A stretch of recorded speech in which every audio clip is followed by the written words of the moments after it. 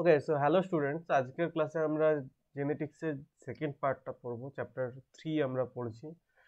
এই আগের পার্টে আমরা পড়েছি কিছু বেসিক টার্মস এবং জেনেটিক্স কি জিনিস এই সব বিষয়ে আমরা আগের ক্লাসে পড়েছি। আজকের ক্লাসে আমরা পড়বো মেন্ডেলিজম বা মেন্ডেলবাদ। Gregor Johann Mendel, the father of genetics, আমরা আগের দিন নাম বলেছিলাম। তো মেন্ডেল কি কি কাজ করেছিলেন যার জন্য তাকে ফাদার অফ জেনেটিক্স আমরা বলি, সেই বিষয়গুলো আজকে আমরা একটু একটু দেখবো। এর আগের চ্যাপ্টারে আমাদের এই সমস্ত ভিডিওগুলো করা রয়েছে। তোমাদের যদি আগের চ্যাপ্টারে কিছু ডাউটস থাকে এখানে দেখে নিতে পারো, এবং তাছাড়াও যদি কোনো ডাউটস থাকে তাহলে কমেন্ট করে জানাতে পারো। আর তোমরা যদি এখনো এই চ্যানেলটা সাবস্ক্রাইব না করে থাকো তাহলে সাবস্ক্রাইব করে নেবে। বেশ, তাহলে আমরা শুরু করি। মেন্ডেলবাদ। তো মেন্ডেলবাদ বিষয়টা, মানে মেন্ডেল কি করেছিল সেটাই হচ্ছে মেন্ডেলবাদ, মেন্ডেলের কাজ। তো মেন্ডেল কাজ করেছিল মেনলি মটর গাছের উপর। মানে আমরা মটর গাছটা এখন পড়ছি, মেন্ডেল কাজ অনেক কিছু করেছিল এবং সেটা অন্য কোনো অনেক বড় গল্প, অন্য কোনো ভিডিওতে আমরা সেটা আলোচনা করব।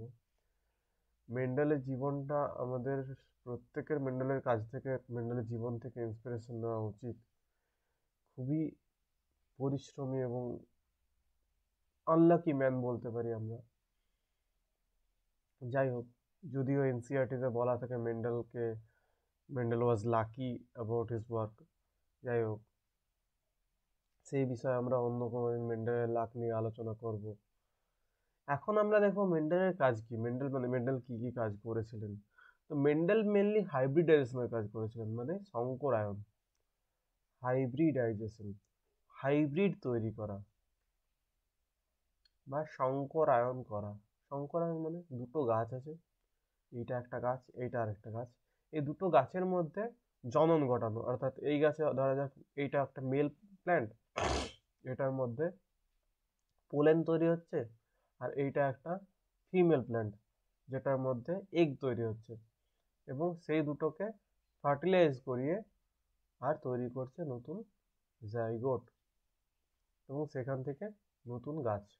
এটাই মেন্ডেল করেছিলেন। এই ধরনের বেশ কিছু পরীক্ষা মেন্ডেল করেছিলেন, এবং তার ফলে দেখেছিলেন যে একটা বংশ থেকে, একটা জনুর থেকে আরেকটা জনুতে কি কি বৈশিষ্ট্য আসছে বা কিভাবে আসছে, সেই বিষয়গুলো মেন্ডেল দেখেছিলেন। তো এইটা করার জন্য যে কোনো একটা প্ল্যান্টকে আমাদের মেল প্ল্যান্ট ধরতে হবে, যে কোনো একটা প্ল্যান্টকে ফিমেল প্ল্যান্ট ধরতে হবে। তো যে কোনো প্ল্যান্টকে আমরা মেল প্ল্যান্ট ধরে নিলেই তো সেটা মেল হয়ে যায় না। মটর গাছের ওপর যখন কাজ করেছিলেন, মটর গাছের প্রত্যেকটা ফুল হয় মোনোসিয়াস, মানে অর্থাৎ উভলিঙ্গ। একটা ফুলের মধ্যে পাপড়ি রয়েছে, একটা ফুলের মধ্যে পাপড়ি রয়েছে, বৃত্তি রয়েছে, আর ফুলের মধ্যেই পরাগধানী রয়েছে। ফুলের মধ্যেই পরাগধানী, যেখান থেকে পুংরেণু তৈরি হবে। আর সেই একই ফুলের মধ্যে গর্ভমুণ্ড রয়েছে, গর্ভমুণ্ডের মধ্যে আহ, আহ, গর্ভমুণ্ড এবং ডিম্বাশয় রয়েছে নিচে, যে ডিম্বাশয়ের মধ্যে ডিম্বাণু তৈরি হবে, এগ তৈরি হবে, এবং সেই ফুলের মধ্যে গিয়ে, মানে এই নিজের ফুলের পরাগরেণুটাই গর্ভমুণ্ডে পড়ে সেটার থেকে ফার্টিলাইজ করে সেটার থেকে এমব্রায়ো তৈরি করতে পারে, এবং সেখান থেকে বীজ তৈরি করতে পারে, এবং সেখান থেকে নতুন গাছ তৈরি করতে পারে। তো এই জাতীয় ঘটনা যদি ঘটে, তাহলে দুটো আলাদা আলাদা গাছের তো আমরা মিলন ঘটাতেই পারছি না। সেই জন্য আমাদের সবার প্রথম হাইব্রিডাইজেশনের যে প্রসেসটা করতে হয় সেটা হচ্ছে কোনো একটা গাছকে মেল ধরে নিতে হয় এবং কোনো একটা গাছকে ফিমেল ধরে নিতে হয়। এবার ধরে নেওয়ার পর যেটা ফিমেল, সেটাকে সত্যি সত্যি ফিমেল করার জন্য কি করতে হবে, সেটার মধ্যে যে পরাগ রেণুগুলো আছে, পরাগ ধানীগুলো আছে, সেগুলো নষ্ট করে ফেলতে হবে। সেই পরাগ ধানীগুলোকে নষ্ট করে ফেলতে হয়। সেটা হয় আমরা কাঁচি দিয়ে কেটে দিতে পারি, কিংবা কোনো কেমিক্যাল ইউজ করে সেই পরাগ ধানীগুলো নষ্ট করে দিতে পারি। তো সেই পদ্ধতিটা, যে পদ্ধতিতে আমরা পরাগ ধানীগুলোকে নষ্ট করে দিই, সেই পদ্ধতিটার নাম দেওয়া হয় ইমাস্কুলেশন। সেই পদ্ধতিটাকে বলা হয় ইমাস্কুলেশন। এবং ইমাস্কুলেশন করার পরে ওইটাকে আবার কোনো একটা কৌটোতে ঢুকিয়ে কিংবা কোনো একটা প্লাস্টিক ব্যাগ দিয়ে এটাকে বেঁধে রাখতে হয়, যাতে অন্য কোনো গাছের পরাগরেণু এসে বাতাসের মাধ্যমে বা পাখি পতঙ্গের মাধ্যমে না পড়ে যায়। আমরা যে পরাগরেণুটা এটার সঙ্গে মিলিত করতে চাই, সেই পরাগরেণুটাই যাতে মিলিত হয় সেই জন্য এটাকে ব্যাগ দিয়ে ঢেকে রাখতে হয়। এবার তারপর আমাদের করতে হবে পলিনেশন, যেটা হচ্ছে যে গাছটাকে আমরা মেল ধরেছি সেই গাছটার মধ্যে পরাগরেণু তৈরি হবে।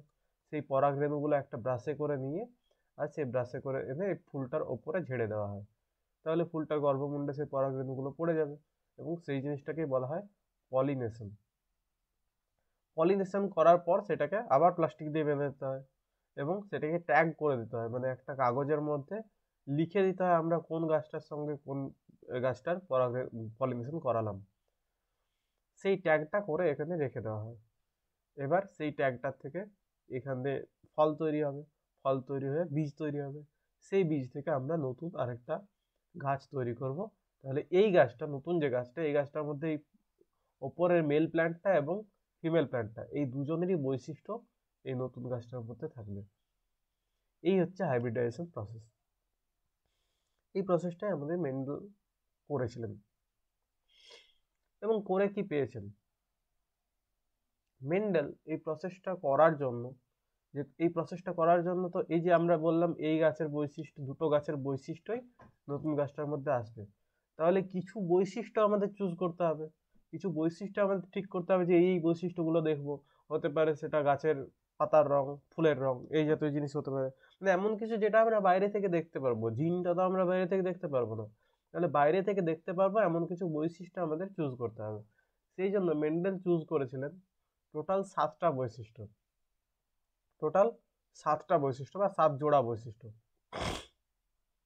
প্রথম চরিত্র হচ্ছে গাছের দৈর্ঘ্য। মটর গাছটা লম্বা প্রকৃতির না বেঁটে প্রকৃতির? মটর গাছের দৈর্ঘ্য দুই ধরনের হয়, লম্বা প্রকৃতির এবং বেঁটে প্রকৃতির। মাঝখানে কোনো প্রকৃতির কোনো হয় না, মানে মাঝামাঝি কোনো সাইজের মটর গাছ পাওয়া যায় না, হয় মটর গাছ লম্বা হবে কিংবা মটর গাছ বেঁটে হবে। তো সেই একটা বৈশিষ্ট্য তিনি চুজ করেছিলেন। নেক্সট হচ্ছে কাণ্ডে ফুলের ও ফলের অবস্থান। কাণ্ডের কোন অংশে ফুল তৈরি হচ্ছে, কাণ্ডের একেবারে আগায় তৈরি হচ্ছে নাকি কোনো মাঝখান থেকে ফল বেরিয়ে যাচ্ছে, মানে এইটা যদি কাণ্ড হয়, তাহলে ফুলটাই সাইড থেকে ফুল ফুটছে নাকি একেবারে ওপরে ফুল ফুটছে, এই দুটো অবস্থান হয়। যদি সাইডে ফুল ফোটে তাহলে এটাকে আমরা বলি কাক্ষিক, আর যদি ওপরে ফোটে তাহলে সেটাকে আমরা বলি শীর্ষস্থ। তাহলে এখানে এটাই বলা হচ্ছে যে কাক্ষিক এবং শীর্ষস্থ ফুলের অবস্থান তিনি আরেকটা চুজ করেছিলেন।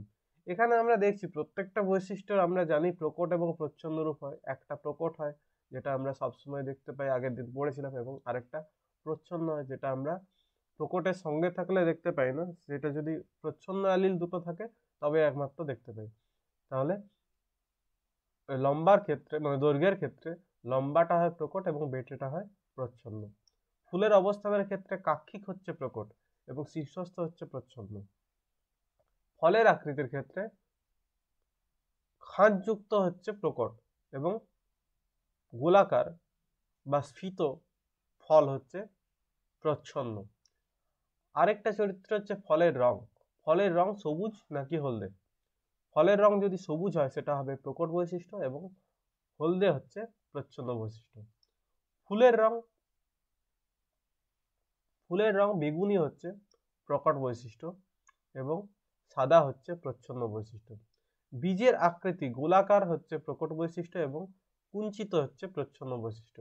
এবং বীজ ত্বকের রং, বীজের যে ত্বক সেটার রং হলদে হলে সেটা প্রকট বৈশিষ্ট্য এবং সবুজ হলে প্রচ্ছন্ন বৈশিষ্ট্য। তাহলে টোটাল যে 7টা বৈশিষ্ট্য তিনি নিয়েছিলেন, গাছের দৈর্ঘ্য, কাণ্ডে ফুলের বা ফলের অবস্থান, ফলের আকৃতি, ফলের রং, ফুলের রং, বীজের আকৃতি এবং বীজত্বকের রং, এই 7টা বৈশিষ্ট্য তিনি নিয়ে পরীক্ষা করে দেখেছিলেন যে হাইব্রিডাইজেশন করার পরে, সংকরায়ন ঘটানোর পরে নতুন গাছগুলোর মধ্যে কি কি ধরনের বৈশিষ্ট্য আসছে। তো এটাই আমরা দেখি কি ধরনের বৈশিষ্ট্য আসছে। একটা তবে আমরা মটর গাছ নিচ্ছি যেটা হচ্ছে লম্বা, একটা লম্বা মটর গাছ, আর একটা মটর গাছ নিচ্ছি যেটা হচ্ছে বেটে মটর গাছ। এই বেটে মটর গাছ এবং লম্বা মটর গাছের মধ্যে পরাগ মিলন ঘটাচ্ছি। প্রথমে গ্যামেট তৈরি হবে, গ্যামেটগুলো হচ্ছে পরাগ রেণু এবং আরেকটা গ্যামেট হচ্ছে ডিম্বাণু। সেই গ্যামেটগুলোর মিলন ঘটাচ্ছি, মিলন ঘটিয়ে নতুন আরেকটা উদ্ভিদ তৈরি করছি। এই নতুন যে উদ্ভিদটা আমরা তৈরি করছি, নতুন উদ্ভিদটা দেখা যাচ্ছে যে এই ধরনের উদ্ভিদ দেখা যাচ্ছে যে লম্বা হচ্ছে, লম্বা। তারপর এই লম্বা উদ্ভিদের সঙ্গে আবার যখন আরেকটা লম্বা উদ্ভিদের আমরা চলন ঘটাচ্ছি, সংকরায়ন ঘটাচ্ছি, আরেকটা এই জাতীয় লম্বা, এই জাতীয় লম্বার সঙ্গে এই জাতীয় লম্বা যখন আমরা গ্যামেট তৈরি করে আরো জনন ঘটাচ্ছি, তখন দেখছি আমাদের মধ্যে কিছু লম্বা উদ্ভিদ হচ্ছে, কিছু বেটে উদ্ভিদ হচ্ছে, কিছু লম্বা উদ্ভিদ হচ্ছে, কিছু বেটে উদ্ভিদ হচ্ছে। বেশিরভাগটা লম্বাই হচ্ছে, বেটে কম হচ্ছে, কিন্তু বেটেও হচ্ছে। তাহলে এইখান থেকে তো আমরা দেখতে পাচ্ছি যে বৈশিষ্ট্যগুলো আছে, এই বৈশিষ্ট্যটা একসঙ্গে মিলে যাচ্ছে, মিলে গিয়ে এইখানে একটা লম্বা উদ্ভিদ তৈরি করছে। এইটা যদি আমরা প্যারেন্টাল জেনারেশন ধরি, তাহলে প্যারেন্টাল জেনারেশন বা জনিত্রীজনক যে উদ্ভিদগুলোর বৈশিষ্ট্য, সেই উদ্ভিদগুলোর বৈশিষ্ট্য সব মিলে যাচ্ছে, মিলে গিয়ে F1 জনুতে বা ফিলিয়াল 1 জনুতে সবগুলো লম্বাই তৈরি করছে। তারপর সেই ফিলিয়াল 1 জেনারেশন থেকে আমরা যখন আবার ফিলিয়াল 2 জেনারেশন তৈরি করছি, অপত্য জনু 2, সেখানে আবার দেখছি লম্বা এবং বেটে আলাদা আলাদা হয়ে যাচ্ছে। তো এই যে বিষয়টা, এই বিষয়টাকেই এক্সপ্লেন করার জন্য, এই বিষয়টাকেই এক্সপ্লেন করার জন্য মেন্ডেল বললেন যে প্রত্যেকটা গ্যামেট, প্রত্যেকটা উদ্ভিদের কাছে, মানে প্রত্যেকটা ইন্ডিভিজুয়ালের কাছে দুটো করে ফ্যাক্টর থাকে, দুটো করে অ্যালিল থাকে, এক একটা ফ্যাক্টরের দুটো করে অ্যালিল থাকে। তো এইটাকে তিনি নাম দিলেন লম্বা অর্থাৎ টল, লম্বা অর্থাৎ টল। তাহলে এক অ্যালিলটার নাম দিচ্ছেন ক্যাপিটাল টি। আর বেটে, বেটে যে ইয়েটা, বেটে যে বৈশিষ্ট্যটা, ডোয়ার্ফ, ডোয়ার্ফ যে বৈশিষ্ট্যটা, এই বৈশিষ্ট্যটা তো আসলে একটা প্রচ্ছন্ন বৈশিষ্ট্য। আর একই যখন কোনো বৈশিষ্ট্য, মানে এই যে আমাদের টল অ্যান্ড ডোয়ার্ফ, লম্বা এবং বেটে, এই দুটো তো দুটোই উচ্চতাকে ডিনোট করছে। তাহলে দুটো, একটা জিনের অ্যালিল নিশ্চয়ই দুটো আলাদা আলাদা আমরা লিখবো না। তার জন্য এইটাকে, যে একটা অ্যালিলকে লিখেছি আমরা ক্যাপিটাল টি, আর যে প্রচ্ছন্ন অ্যালিল সেটাকে আমরা বলছি স্মল টি। তাহলে এখানে বলা হচ্ছে যে প্রত্যেকটা উদ্ভিদ, প্রত্যেকটা ইন্ডিভিজুয়াল আমাদের দুটো করে অ্যালিল রাখছে। তাহলে প্রথমে আমরা বলছি যে লম্বা উদ্ভিদটা ছিল, এই লম্বা উদ্ভিদটার মধ্যে দুটো করে অ্যালিল ছিল ক্যাপিটাল টি, ক্যাপিটাল টি। এবং সিমিলারলি যে বেটে উদ্ভিদটা ছিল, সেই বেটে উদ্ভিদটার মধ্যে দুটো অ্যালিল ছিল স্মল টি এবং স্মল টি। এখান থেকে যে গ্যামেটগুলো তৈরি হলো, এদের মধ্যে কি গ্যামেট তৈরি হবে? সবগুলো সিঙ্গেল টি তৈরি হবে, এগুলো সবগুলো স্মল টি তৈরি হবে। এবার এই গ্যামেটগুলোর মিলন যখন ঘটছে, তখন মিলন হয়ে F1 জেনারেশন দেখা যাচ্ছে। এই F1 জেনারেশনের মধ্যে ক্যাপিটাল টি স্মল টি হচ্ছে। এবার এইখানে একটা রয়েছে প্রকট এবং একটা রয়েছে প্রচ্ছন্ন। ক্যাপিটাল টিটা হচ্ছে প্রকট, স্মল টিটা হচ্ছে প্রচ্ছন্ন। তাহলে এখানে অবশ্যই প্রকটের বৈশিষ্ট্য দেখা যাবে, তাই গাছটা হচ্ছে লম্বা F1 জেনারেশনে। এবার আরেকটা যখন এই F1 জেনারেশনের লম্বা গাছের সঙ্গে মিলন ঘটাচ্ছি আমরা, ক্যাপিটাল টি স্মল টি, তখন এদের মধ্যে নতুন যে গাছগুলো হচ্ছে, এই ক্যাপিটাল টি একবার গ্যামেট হতে পারে, ক্যাপিটাল টি, এই স্মল টি একবার গ্যামেট হতে পারে, এখানেও সিমিলারলি একটা ক্যাপিটাল টি হতে পারে গ্যামেট, আর একটা স্মল টি হতে পারে গ্যামেট। তাহলে এই ক্যাপিটাল টি এর সঙ্গে যখন এই ক্যাপিটাল টি মিলিত হচ্ছে, তখন তৈরি করছে ক্যাপিটাল টি, যেটা হয়ে যাচ্ছে লম্বা। এই স্মল টি এর সঙ্গে ক্যাপিটাল টি মিলিত হতে পারে, তাহলে ক্যাপিটাল টি স্মল টি, এটা হয়ে যাচ্ছে লম্বা। এই স্মল টি এর সঙ্গে এই ক্যাপিটাল টি একবার যুক্ত হতে পারে, যেটা হচ্ছে ক্যাপিটাল টি স্মল টি, সেটা হয়ে যাচ্ছে লম্বা। এবং এই স্মল টি এর সঙ্গে স্মল টি যুক্ত হতে পারে, তখন হয়ে যাচ্ছে বেটে, স্মল টি স্মল টি।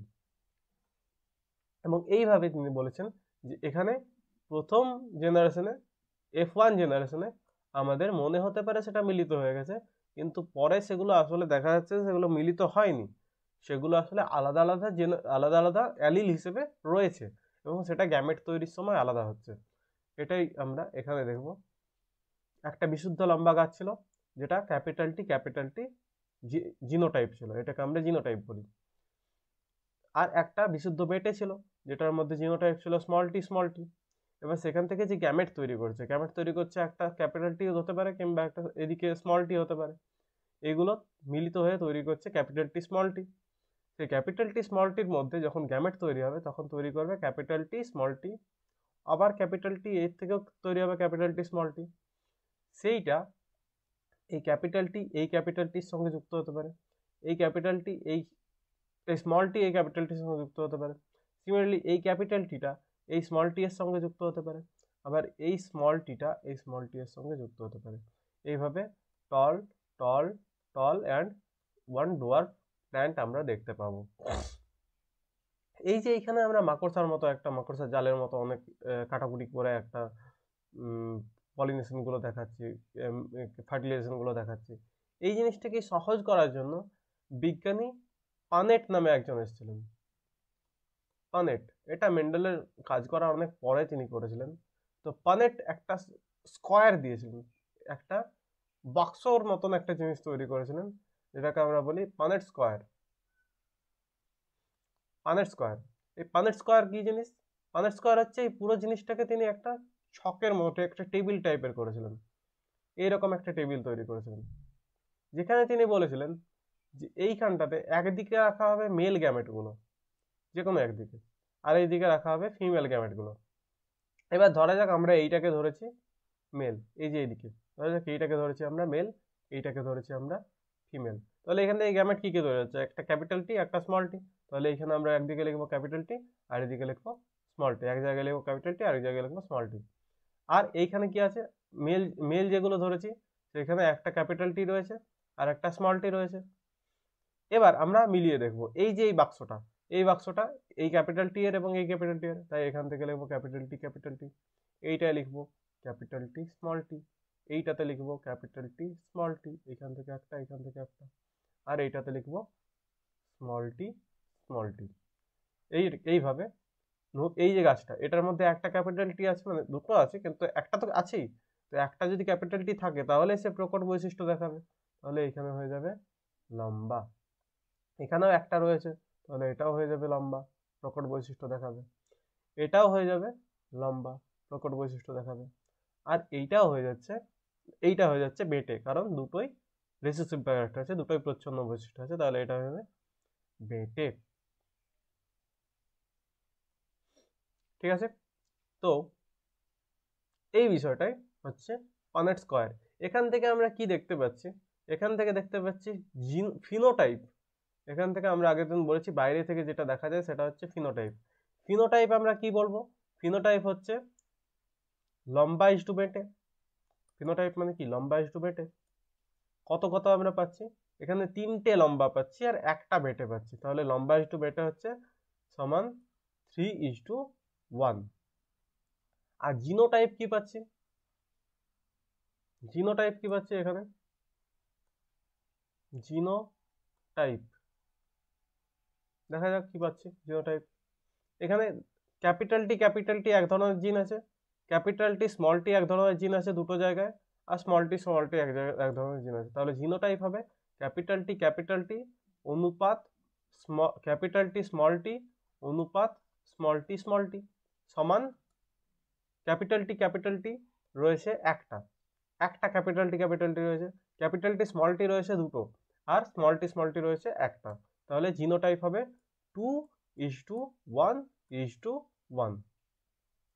এই ধরনের অনুপাত আমরা পাচ্ছি, সব জায়গাতে আমরা এই ধরনের অনুপাতই পাবো।